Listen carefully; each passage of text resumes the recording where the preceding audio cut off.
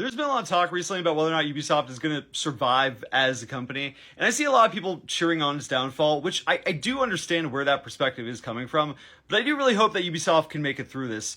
Although I would not mind whatsoever if they were fundamentally changed by this experience and we get a new Ubisoft on the other end of this, whatever that looks like. There were some talks earlier that their stock price had dropped so low that they potentially might become a private company again, which sounds like it would be a step in the right direction. Ubisoft was founded in 1986 by Yves Guillemot and his four brothers, and it was a family company and technically still is. The family collectively owns 15%, which makes them the majority shareholder, followed by Tencent that owns 10%, and then the rest is taken up by a bunch of other stuff. For the past decade or so, they've been fighting desperately to hold on to their majority against a hostile corporate takeover, and that is around the time when their quality started to decline all around. Ubisoft used to be known for really creative and interesting games, but over time, it's very clear that their game design started to be created with a shareholder meeting in mind. They became these bloated giant open worlds so that a retention line on a graph could go up and shareholders could be like, oh, cool, our retention is up. Ubisoft has become too corporate to get anything done effectively. Where is the Sands of Time remake? Where is the Splinter Cell remake? Both of these have been in development for far longer